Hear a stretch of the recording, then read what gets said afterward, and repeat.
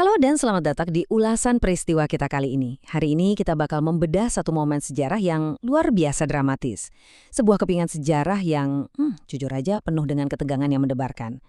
Coba bayangin sebentar, sebuah momen di mana waktu seolah-olah berhenti, bahaya nyata mengintai tepat di depan pintu rumah Anda, dan sebuah keputusan sepersekian detik mengubah segalanya. Kita nggak sedang ngebahas adegan film fiksi ya. Ini adalah realitas sejarah yang sangat intens. Jadi siapkan diri Anda karena kita akan langsung masuk ke dalam sebuah narasi yang benar-benar luar biasa. Oke, mari kita langsung masuk ke intinya. Perhatikan kutipan sejarah yang sangat mengejutkan ini. Jarinya putus demi melindungi suaminya. Wow, ini bukan kiasan loh. Bukan sekedar metafora atau kiasan romantis. Ini adalah fakta fisik yang sangat nyata. Dan, ya, mengerikan. Kita sedang bicara soal taruhan nyawa dan level pengorbanan yang mungkin sulit kita bayangkan. Kutipan ini seketika melempar kita langsung ke puncak krisis dari cerita yang bakal kita jelajahi hari ini. Maksud saya, ini tentang sebuah tindakan perlindungan yang begitu ekstrim sampai-sampai seseorang rela mengorbankan anggota tubuhnya sendiri. Pertanyaannya, gimana situasinya bisa memuncak sampai ke titik berdarah ini? Semuanya berawal dari sini, pengepungan rumah Utsman. Nah, untuk benar-benar memahami momen mengerikan tadi, kita harus fokus pada dua sosok utama kita, Naila binti Al-Farafishah dan suaminya Utsman bin Affan. Bayangin, tempat perlindungan mereka, rumah yang seharusnya jadi tempat paling aman, tiba-tiba berubah jadi target utama. Kejadian ini benar-benar ngasih kita gambaran jelas tentang betapa cepatnya malapetaka itu datang menghantam. Lini masa krisisnya sangat padat. Pertama, ada tindakan aktif. Naila yang terus-menerus mengawasi pergerakan massa pembangkang dari balik dinding rumah. Kedua, titik di mana batas keamanan itu akhirnya hancur lebur saat mereka menerobos rumah. Dan ketiga, ketakutan terbesar pun jadi kenyataan. Massa berhasil masuk ke ruangan. Lini masa ini bergerak dari ancaman luar menjadi krisis mematikan di depan mata hanya dalam hitungan menit atau mungkin detik. Fase selanjutnya yang paling ditakutkan. Menerobos masuk. Yang bikin merinding di sini adalah kontrasnya. Coba pikirin deh, di satu sisi ada realitas kekacauan, invasi, dan kekerasan fisik dari massa yang merangsek masuk melintasi ambang pintu. Pintu hancur, suara bentakan bergema di mana-mana. Tapi, di sisi lain, tepatnya di ruangan terdalam rumah itu, ada kedamaian dan ketenangan mutlak. Penjajaran dua situasi ini nyiptain semacam ketegangan sinematik yang luar biasa. Ibaratnya, ada badai yang mengamuk hebat di luar, tapi ada keheningan yang sama sekali nggak tergoyahkan tepat di pusat badai tersebut. Dan keheningan itu berasal dari Utsman.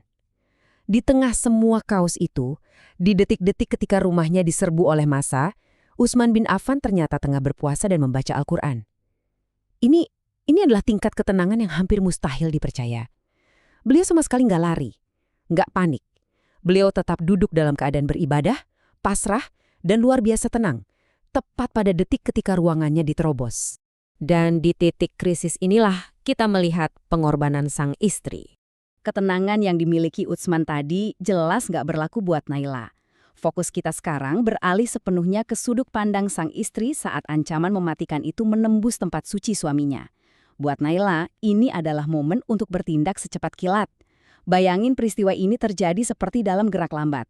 Massa pembangkang mengangkat pedang mereka. Bila senjata itu berayun di udara dan target bidikannya sangat jelas, tubuh suaminya Utsman. Ada satu momen, hanya sepersekian detik sebelum pedang itu menghantam sasarannya. Sebuah jeda waktu super sempit yang dipenuhi oleh kepanikan mutlak, di mana senjata mematikan itu berayun turun tanpa ampun. Mari kita lanjut dan lihat bagaimana ini meledak di puncaknya. Reaksi heroik Naila ini bisa kita pecah jadi 3 langkah krusial. Langkah pertama, dia ngambil keputusan instan. Refleks untuk bertindak melindungi Utsman.